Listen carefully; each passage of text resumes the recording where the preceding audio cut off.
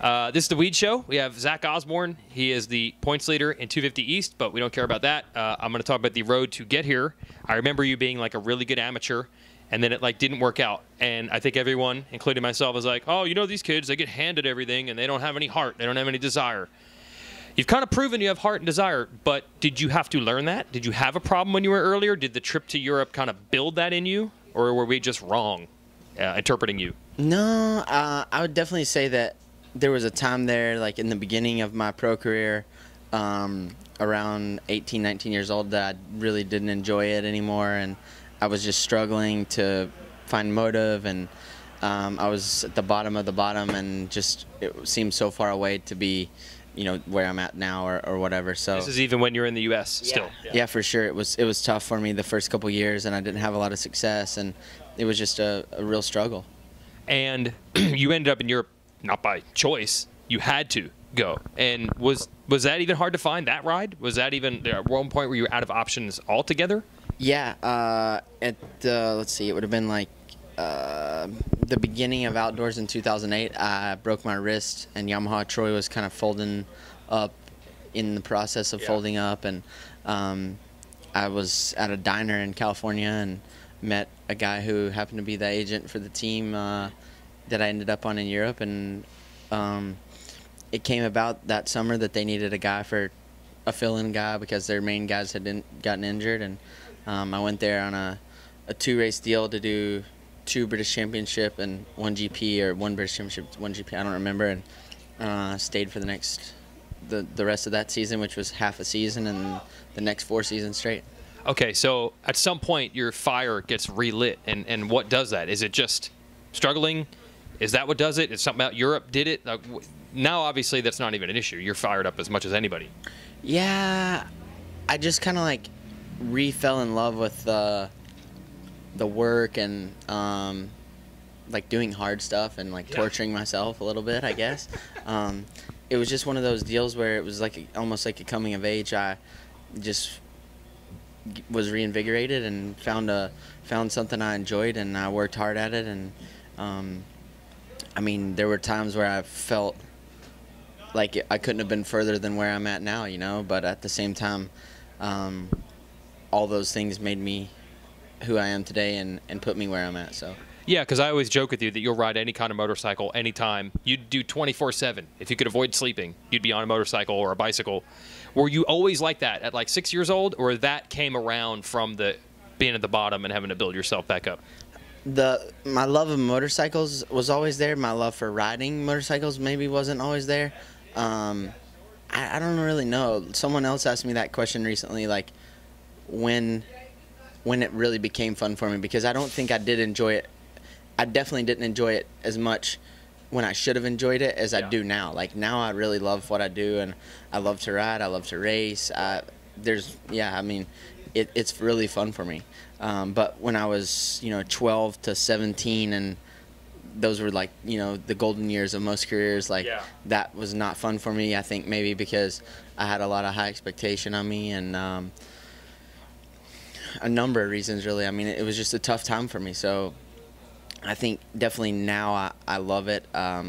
Even then, at that time where I was struggling, my parents owned a shop, and I loved to work on bikes. I still love to work on bikes, and that was kind of what kept me going, I guess, was getting to work at the shop. So, but I still enjoy working on bikes and stuff as well. But now I probably like riding them more.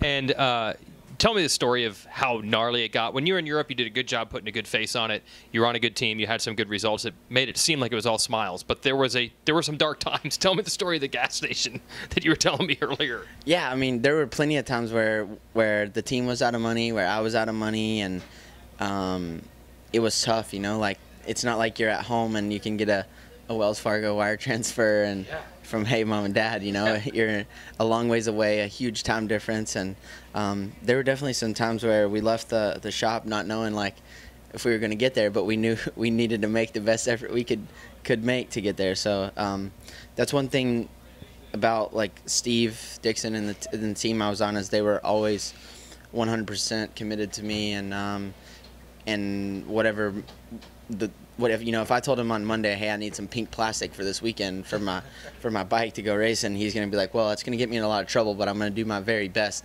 to have you that for this weekend, because he believed in me and knew, that I'm not asking solely out of making things difficult, but like it's something I need or whatever. So, yeah, I mean, Europe kind of, I don't know, culturally, maturity, everything just kind of brought me to a new level of living and awareness, really. And I mean, now I'm grateful to be able to be here and have everything so structured and be at Alden's and be on this team. And, I kind of, I guess you would say, have what everyone wants at this point, but it's still one of those deals where you got to fight every day to keep it. Did you ever get to the point where you thought you might just be out of options altogether, where you're like, I don't know, this might have come to an end? Or did you always still have a little something keeping you going? Or the Europe times at least smooth enough? Or were you getting worried?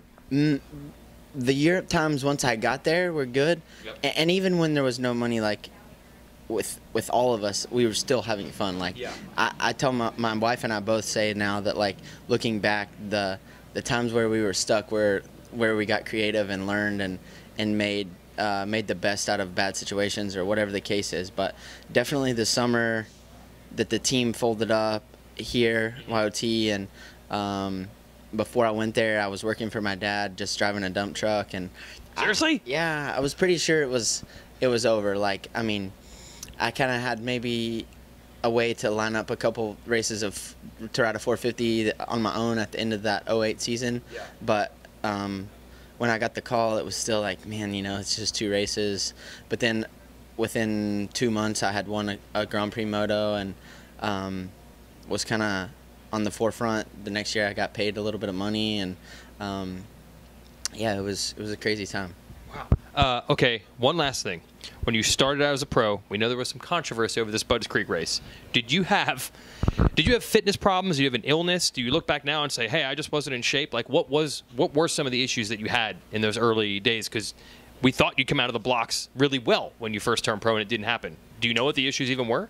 Honestly, mostly like no real guidance on the physical side of things for a long time. Yep.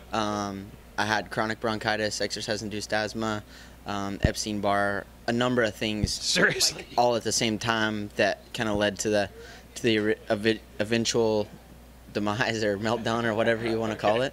So, but yeah, I mean, it is what it is, and we're put in situations to sort of test us, and I know God never gives us more than we can handle, and I believe in that. And I mean, I just try to stay grateful and humble and just do me the best I can, and that's why I'm here every weekend, is to make the most of what I've been given and just try to overcome.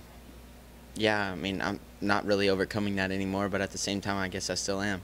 Well, how much easier is it to do what you're doing now, having all that behind you? I mean, it's got to be super easy to get up and put in the work now. Yeah, for sure. It's all about perspective. I've said that for a long time. Like, now I have a kid, I have a wife, I'm here on a factory team, but I've also been on the other end where I have nothing, and it's a blessing for sure. And I mean, it's also humbling to be at this stage and know, that I doubted that I could ever be back here, because like I said, there were times where, I mean, a rainy day in Lama will put anybody in their place. Like, there were times where I was at the bottom and just struggled. So it's humbling still to be here and get to do what I do on the weekends.